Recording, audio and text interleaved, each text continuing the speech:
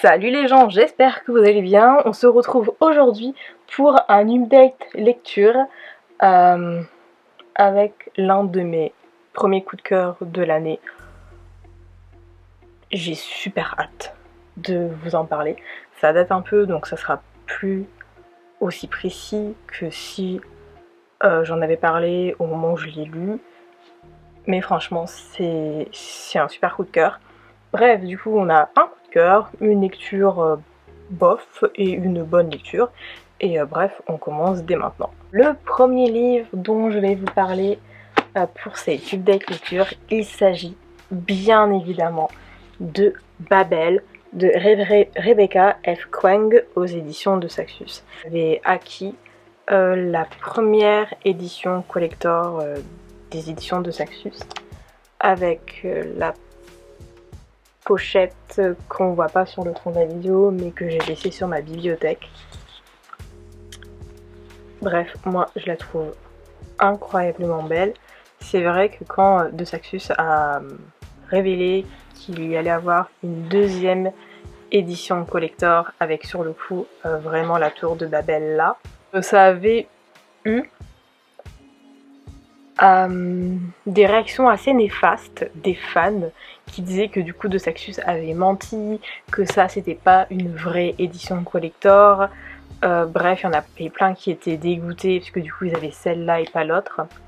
Alors qu'en soi, ça reste une édition collector.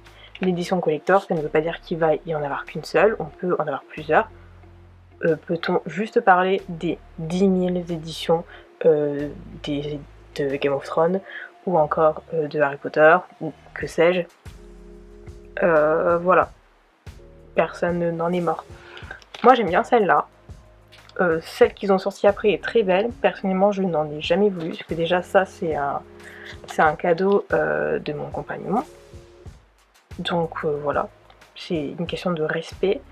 Et aussi en soi, l'autre que je trouve très belle, bah, j'avais pas envie de l'acquérir puisque j'ai déjà celle-là, elle me convient. Et voilà, tant mieux pour les fans qui ont pu acheter l'autre. Mais franchement, celle-là, je la trouve vraiment très très belle. Voilà, et juste...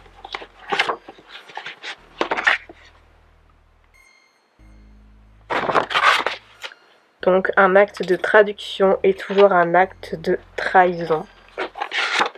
Non, franchement, c'est une très très jolie édition. Moi, je l'aime beaucoup. En sachant qu'il me semble que la pochette... Donc ça, par contre, ils l'ont pas refait dans la deuxième édition collector. Il me semble que celle-ci, sur le coup, c'est vraiment du collector. Alors moi, il est assez abîmé, puisque du coup, j'ai pris le bouquin plusieurs jours d'affilée pour le lire sur mon lieu de travail. Donc la mettre dans mon sac, ça l'a un peu abîmé. Mais en vrai, je préfère que ce soit ça qui soit abîmé, plutôt que ça. Sur le coup, le livre en lui-même n'a pris aucun coup. Et voilà, j'en suis très contente. Donc pour les personnes qui débarquent d'une autre planète et qui ne connaissent pas Babel, je vais faire l'effort de vous lire le synopsis derrière. Ça serait mieux que je le fasse comme ça que si je vous explique de quoi parle le livre de tête, parce que je risque du coup d'un petit peu spoiler, étant donné que je suis une énorme maladroite. Donc globalement, c'est une histoire qui se passe dans les années 1828. Donc nous avons un jeune orphelin chinois qui est recueilli à Canton par un professeur et conduit à Londres. Rebaptisé Robin Swift, le jeune garçon consacre ses journées à l'étude des langues dans l'optique d'intégrer le prestigieux Institut royal de traduction de l'université d'Oxford, plus connu sous le nom de Babel. Berceau de l'argent gravure, les étudiants y exploitent le sens perdu des mots à l'aide de barres d'argent enchanté. Dès ses premiers jours à Oxford, Robin prend conscience que ses travaux confèrent à l'Empire britannique une puissance inégalée et servent sa soif de colonisation au détriment des classes défavorisées de la société et de ses territoires. Servile Babel revient donc à trahir sa patrie d'origine. Peut-il espérer changer Babel de l'intérieur ou devra-t-il sacrifier ses rêves pour faire tomber cette institution ? Et je tiens à dire que ce roman est incroyable. Avant de le lire, je savais à peu près de quoi il était question, notamment qu'on parlait énormément de racisme de manière générale, donc pas seulement via les origines chinoises de Robin, mais également de d'autres origines, notamment par exemple de ceux du personnage de Rami, qui était d'ailleurs l'un de mes personnages préférés dans ce roman. Ça nous parle également de sexisme, misogynie, violence physique, psychologique. Bref, on a vraiment des trigger warnings assez incroyables. Donc, voilà, ça c'est une petite liste. Bref, je savais déjà plus ou moins globalement de quoi parlait ce livre. Je dois dire qu'en le lisant, je suis tombée des nues parce que je ne m'attendais pas à un roman si violent. Il est vraiment violent, donc psychologiquement, je pense qu'il faut être quand même assez prêt à lire ce genre de roman. Je m'attendais pas vraiment à autant de violence. Il est vraiment très violent, très dur à lire.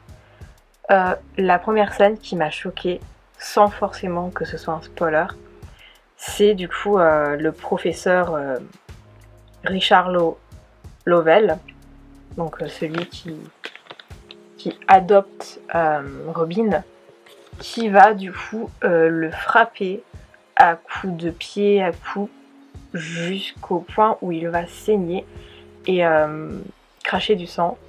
Et à ce moment-là, Robin, je sais plus quel âge il avait, mais c'était encore un enfant. Vraiment un enfant. C'était bien avant qu'il arrive à l'université d'Oxford, qu'il intègre Babel. Et c'était une scène qui m'avait choquée. Et c'est là que je me suis dit, ok, là je suis en train de lire quelque chose par contre. Enfin voilà, rien qu'à y penser, et c'est aussi à ce moment-là que j'ai détesté le professeur Lovell. Déjà, c'était pas un personnage que j'aimais de base. Mais alors, avec cette scène, c'était acquis. Comme quoi ce mec, je le voulais mort. Je voulais qu'il meure dans d'atroces souffrances. Je le voulais mort.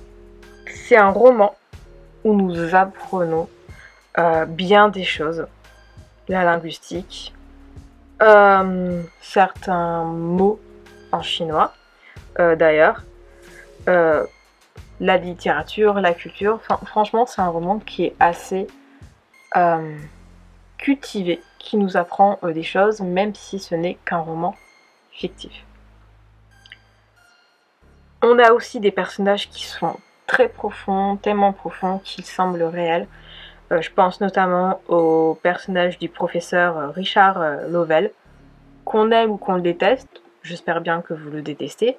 C'est un personnage qui a été vraiment bien écrit, tellement qu'il semble vraiment réel.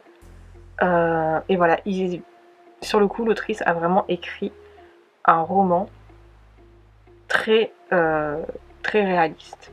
Que si l'histoire se passait dans notre monde, pas forcément notre époque, mais notre monde, on peut imaginer que l'histoire se serait terminée de la même manière que se finit Babel. Peut-être même pire d'ailleurs. Si on peut imaginer que ça peut être pire. J'ai vraiment pris plaisir à détester intensément le professeur Lovell. Comme je l'ai déjà dit, mon préféré c'était Rami. J'ai adoré Robin, mais mon préféré c'était Rami. Il a vraiment fait battre mon cœur. pendant toute la durée du roman. Je le trouvais si chou, si adorable, si tout, si incroyable. J'ai adoré ce personnage. Je suis juste triste qu'à la fin, on n'ait pas découvert le vrai prénom de Robin. Mais en même temps, ça fait sens à beaucoup de choses, parce que si vous le savez, donc quand le personnage de Robin a été recueilli à Canton, le professeur Lovell l'a obligé à changer de nom, en lui disant que de toute manière, il ne pouvait pas garder son prénom d'origine, son nom d'origine, parce que personne n'arriverait à le prononcer. Déjà, cette phrase m'a littéralement brisée. Du coup, on sait son prénom et son nom d'adoption, mais jusqu'à la toute fin, on n'a jamais su son vrai prénom et son vrai nom, et je suis déçue, mais en même temps, ça fait sens à beaucoup de choses par rapport à son roman. À travers Robin, nous apprenons également les horreurs de l'empire colonial britannique, et nous voulions la même chose que lui, c'est-à-dire qu'il tombe, qu'il soit détruit, qu'il soit anéanti. En dehors, j'ai également beaucoup aimé les personnages de Anthony, de Griffin ou encore de Victoire. Je ne parlerai pas de Letty pour des raisons évidentes, mais voilà, c'est un roman que j'ai vraiment beaucoup aimé. J'ai eu du mal à m'en remettre, un peu du même style que If We Were Villain de M. El Rio que j'ai eu l'an dernier, qui était l'un de mes plus grands coups de cœur de l'année 2024. Ça, c'est très probablement mon plus grand coup de cœur pour l'instant de l'année 2025. J'ai mis très longtemps, à le lire, dans le sens où c'est un pavé. J'étais en avance sur mes lectures du mois de janvier, donc je l'ai lu fin janvier. Je le regrette pas. J'ai tellement aimé que j'ai acheté la version numérique sur mon téléphone, sur mon iPad, pardon, pour pouvoir le relire un jour. Parce que le livre est tellement beau que j'ai pas forcément envie de l'abîmer. Donc si je relis Babel, ce sera pas forcément avec cette édition. Mais voilà, donc cette revue est un peu brouillon parce que du coup ça fait un moment que je l'ai lu. Mais si jamais sur mon Instagram ou encore sur mon compte Goodreads, vous allez avoir un avis qui va être beaucoup plus détaillé, beaucoup plus grand. Voilà, parce que je crois que l'avis que j'avais écrit il faisait genre 30 pages ou un truc comme ça, enfin bref. Mais ce livre est incroyable et j'en ai presque pleuré. J'ai pas pleuré, mais franchement, on n'était pas. Ensuite, j'ai lu le 4e tome du cycle 4 de La guerre des clans, donc qui s'intitule L'empreinte de la nuit, et le cycle porte le doux nom de Les signes du destin. Donc c'est de Erin Hunter, édition Pocket Jeunesse. Voilà. Que dire sur ce tome? Bien entendu, mes personnages favoris sont toujours Étoile de Feu et Œil de Guet. C'est vraiment mes deux chouchous sur le coup, que je trouve incroyables. J'aime toujours autant Griffe de Ronce pour autant, même si en général dans ce cycle, on le voit moins. Il a toujours de l'importance, mais moins. Voilà. Dans ce cycle, dans ce tome, on a un tome où en fait les événements majeurs commencent à se mettre en place petit à petit. Donc ça promet pour les deux derniers tomes de ce cycle.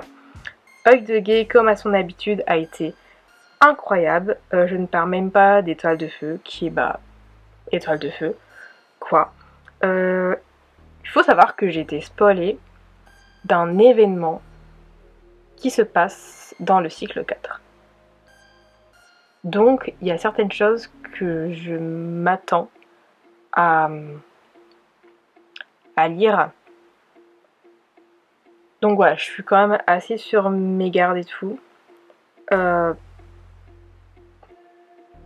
Donc voilà. Juste, je fais attention à ce que je dis, du coup, puisqu'il y a, du coup, même sans avoir vu le 6e tome, je sais plus ou moins ce qui va se passer, du coup, entre le 5 et le 6. Bref, ça a été tout de même une lecture assez compliquée par rapport à Babel, parce que j'étais encore à fond dedans. Mais en soi, ça reste un très bon tome. On sent que la guerre à venir est de plus en plus proche. Les chats le sentent, même les lecteurs de manière générale, on le sent. Voilà, donc là c'était plus ou moins, je pense, le dernier tome avant vraiment la préparation de la guerre. On sait de base que les 2 derniers tomes vont être totalement explosifs. Ensuite, j'ai lu le premier tome de So Let Them Burn de Camilla Cole et c'est aux éditions Hachette. Voilà, j'ai pris cette édition parce que je trouvais l'édition brochée très moche. Celle-là est un peu plus belle, mais en soi c'est pas ouf non plus. Je m'attendais à vraiment quelque chose de bien. À l'époque, je l'avais acheté parce que à ce moment-là, tout le monde parlait de Followings, que je peux pas me voir en peinture pour plein de raisons. Et en fait, pour ne pas acheter du coup un bouquin d'une autrice sioniste, beaucoup ont conseillé cet ouvrage. Du coup, j'étais en mode bon bah allez, let's go. Alors, j'ai pas accroché. Et pourtant, l'histoire, malgré tout, je trouve qu'elle est bien. Mais j'ai pas accroché. Je suis assez fan de dragons depuis Game of Thrones. Mais ici, il faut savoir qu'ils étaient peu présents et pas de la même... de la façon dont je l'imaginais. J'imaginais pas des dragons tels que Game of Thrones. Mais voilà, ils étaient peu présents et je pense que ça m'a aussi dérangée. J'ai eu du mal à m'accrocher aux personnages, notamment celui de Faron, malgré l'importance de ce personnage. J'ai eu plus de facilité à m'accrocher au personnage de Elara et ses coéquipiers. L'un des seuls points positifs est l'aspect colonisateur, c'est plus simple, dont j'ai aimé l'approche, qui est plus ou moins bien. Bref, c'est une lecture que je trouve assez mitigée, encore maintenant. J'ignore si je vais lire le tome 2 quand il sortira.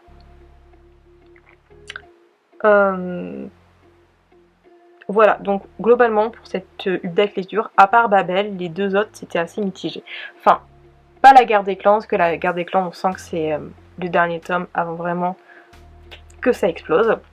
Mais par contre pour celui-là je suis déçue parce que j'en attendais, je vais pas dire beaucoup, mais je m'attendais quand même à plus que ça. Je sais vraiment pas si je vais continuer cette histoire.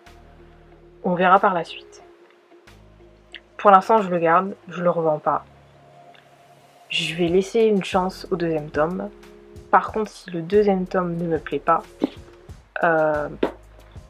et bah ça dégage. Voilà. J'ai une trop petite bibliothèque pour pouvoir garder tous mes livres. Donc voilà, les livres que je n'aime pas, que j'aime trop peu ou quoi que ce soit, je les fais dégager. Voilà, dans des boîtes à livres, sur des reventes. Bref. J'espère que cette deck lecture vous aura plu. Moi j'ai bien aimé le tourner malgré des lectures assez mitigées en dehors de Babel. N'hésitez pas à vous abonner à la chaîne si ce n'est pas encore fait, à liker la vidéo, à la commenter, à la partager, à me suivre sur les réseaux sociaux.